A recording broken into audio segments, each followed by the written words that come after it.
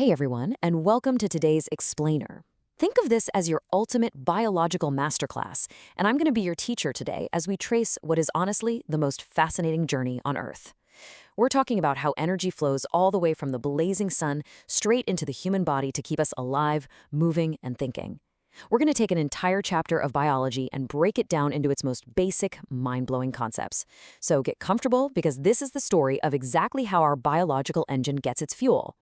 Here is our roadmap for today. We'll be covering 1. The basics of nutrition, 2. How plants make food, 3. Unlocking plant science mysteries, 4. How humans digest food, 5. The dangers of malnutrition, and 6. Why vitamins truly matter. Let's dive right in. Part 1, the basics of nutrition, sourcing our fuel. Okay, so every living machine on this planet needs fuel for growth, for repair, and just to maintain body temperature. But how they actually get that fuel, well, that varies a lot. I want you to imagine a tiny little seed planted in the dirt. Years later, it's this massive, towering tree that weighs literal tons. Where did all that mass come from? I mean, it didn't eat sandwiches to grow, right? So where do organisms actually get their energy and the building blocks to create their bodies? To answer that, we have to look at the two main strategies of life: autotrophic and heterotrophic nutrition. The easiest way to think about this is like a chef versus a customer. Autotrophs are the ultimate chefs. They're self-feeders, meaning they can pull simple ingredients almost out of thin air, like light, water, and minerals, to synthesize incredibly complex chemical compounds, like carbohydrates, proteins, and lipids. Heterotrophs, on the other hand, we're the customers. We are other feeders. Animals, including humans, are heterotrophs. We literally cannot synthesize our own carbohydrates from sunlight, so we have to go out and buy the finished meal by consuming plants or other animals. Moving on to part 2, how plants make food, the universal providers. So since we humans are the customers here, we entirely rely on plants, which are essentially these ultimate solar-powered factories. Picture a really cheerful sunflower. Sunlight beams down on it, carbon dioxide blows in from the surrounding air, and water is drawn up through its roots. The plant takes these incredibly simple inorganic materials and, using a green pigment called chlorophyll, runs this wildly complex manufacturing process. And the outputs of that factory? Life-giving oxygen released back into the air, and carbohydrates, which is the stored energy that literally feeds the entire world. Now, scientists actually spent a really long time trying to formulate a simple equation for this complex process. The one we widely use today goes back to a scientist named C.B. Van Niel in 1931. He gave this process historical and chemical weight by figuring out the exact ratio of ingredients. He showed that to form just one single molecule of carbohydrate, the plant requires 1 molecule of carbon dioxide and 2 molecules of water, all powered by light and chlorophyll. It's literally the ultimate recipe for life. Which brings us to part 3, unlocking plant science mysteries, 300 years of discovery. Figuring out this recipe was honestly like a thrilling, centuries-long true crime mystery. Generation after generation, it just kept adding a new puzzle piece. Back in the 17th century, Van Helmont conducted a massive 5-year experiment just to establish the crucial role of water. Then, in 1770, Joseph Priestley started testing the role of air.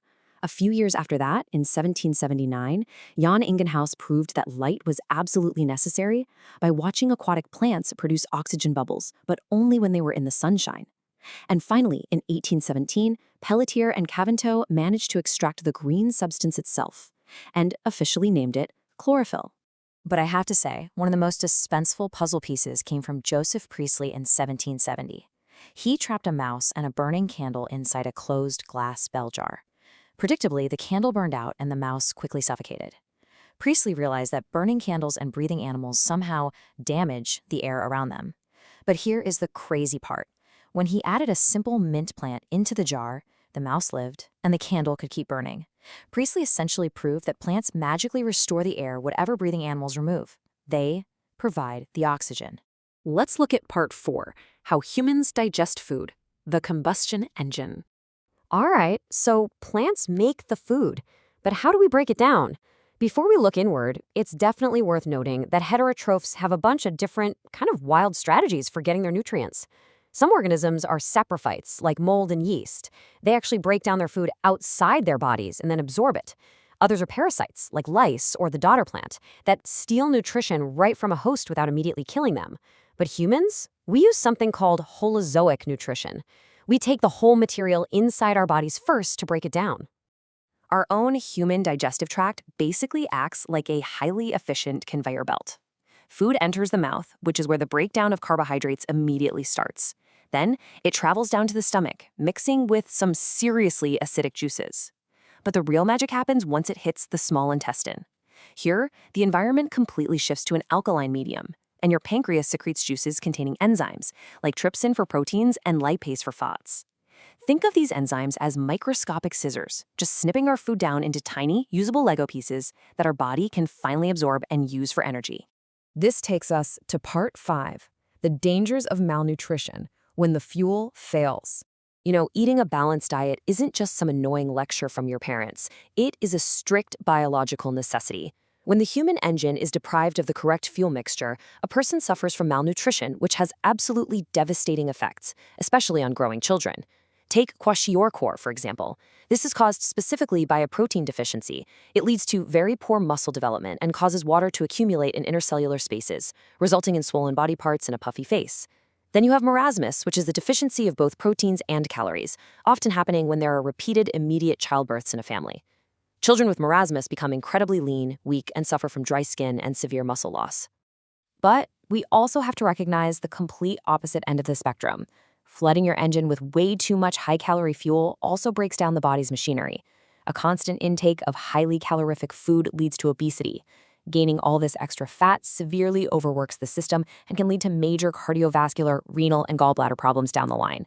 In biology, balance is absolutely everything. And finally, part 6, why vitamins truly matter, the micronutrients. Beyond just proteins and carbs, our bodies desperately need these specific organic micronutrients called vitamins to function properly. We generally can't even make them ourselves, so we completely rely on our diet or the helpful bacteria living right inside our intestines to get them. They fall into 2 main categories, water-soluble and fat-soluble. Lacking water-soluble vitamin C gives you scurvy. Just think of those old pirates at sea with terrible wound healing, while lacking B3 causes pellagra. In the fat-soluble group, a lack of vitamin A can literally cause night blindness. Interestingly enough, vitamin D, the sunshine vitamin, is actually stimulated by sun rays acting on fat just beneath our skin. And without it, your bones form improperly, causing rickets. Oh, and vitamin K, absolutely crucial for blood clotting. Without it, you run the very real risk of overbleeding from a simple paper cut. So there you have it. We have traced the incredible journey of energy from the blazing sun all the way down into your very own cells. You know how the machine is built, you know the enzymes that run it, and you know the severe consequences of putting in bad fuel. So the ultimate question I have for you is this. Based on everything you've learned today, will you build a high-performance engine, or will you let it break down?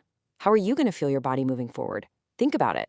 Thanks so much for joining me for this explainer, and keep learning.